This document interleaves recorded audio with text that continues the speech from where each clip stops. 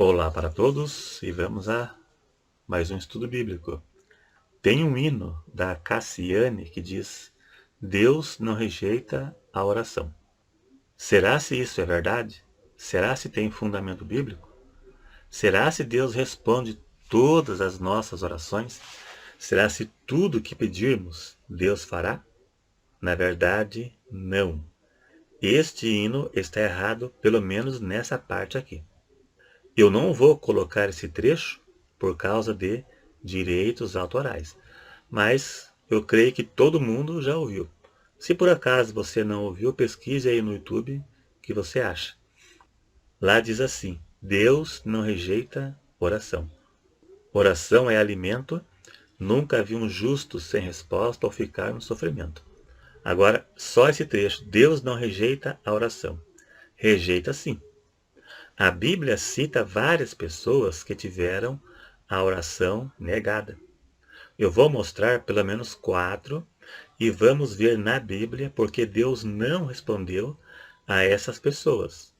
São Moisés, Davi, Abraão e Paulo. E por que que Deus não os respondeu? Vou mostrar que Deus não respondeu e o motivo.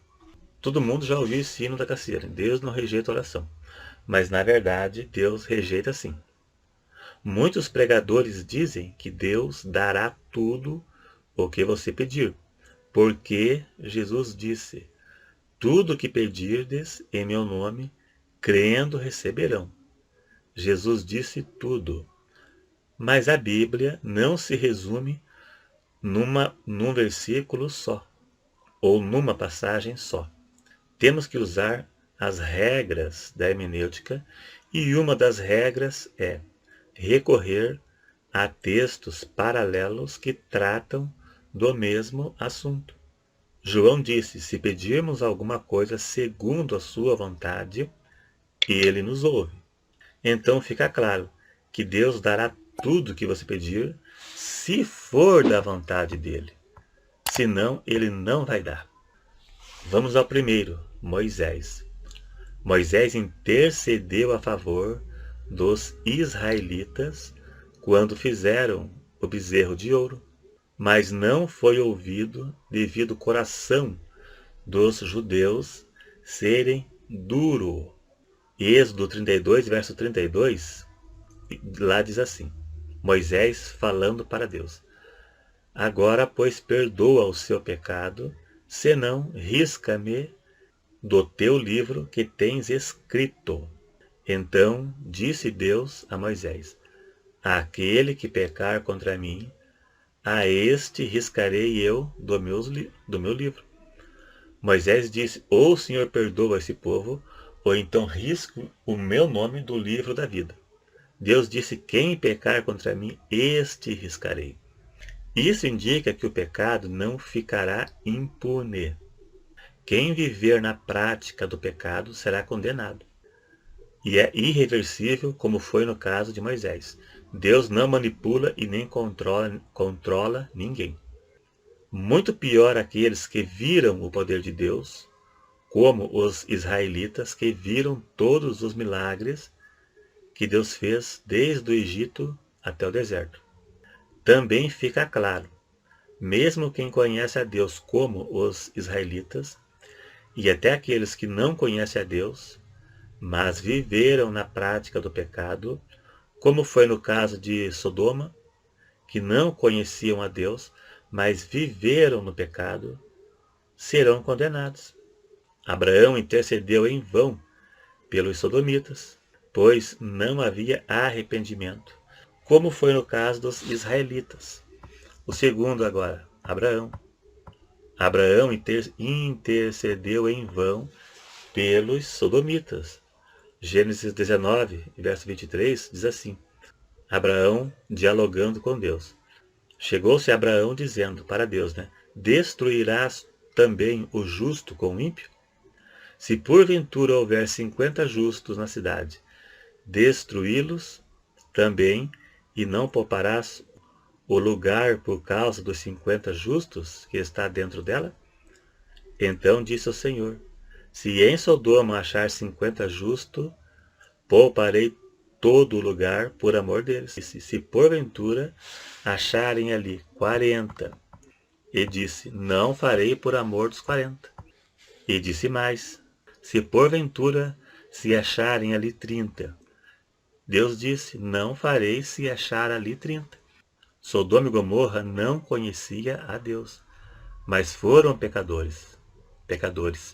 Isso mostra que o pecado não fica impune, não fica sem punição. Existe o conhecimento moral que Deus dá a todo ser humano.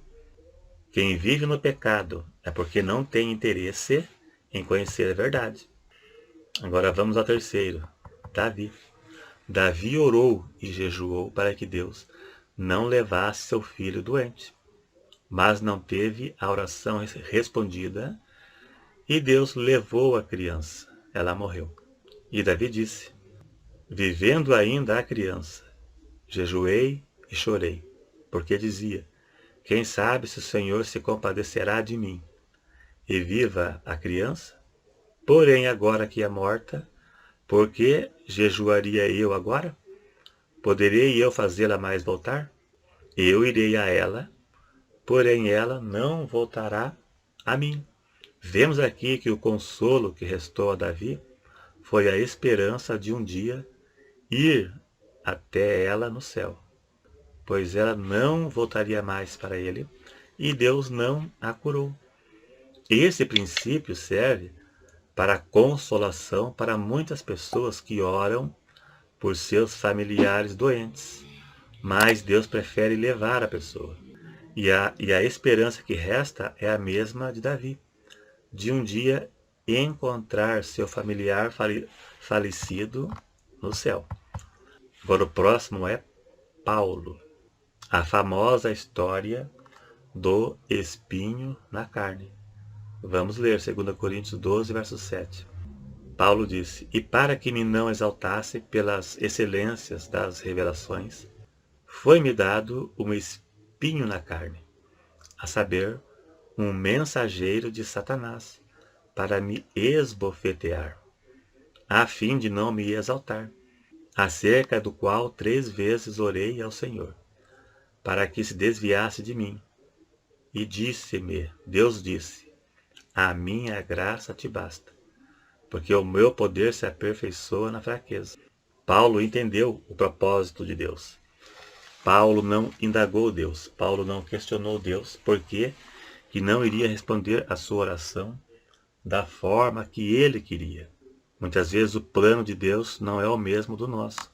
Às vezes lá na frente vai compreender. Quando Deus dá o que a pessoa pede, ou mesmo quando a resposta é não, ou não acontece nada, existe um propósito por trás, como foi no caso de Paulo, não ter a oração respondida. Cada caso é um caso. No caso de Moisés, que intercedeu pelos israelitas, o coração deles era duro. E Deus não ia amolecer o coração deles. Deus não manipula e não muda o coração de uma pessoa para ser salva, né? Uma pessoa que vive no pecado. Deus vai manipular ela para que ela seja salva. Deus não vai fazer isso.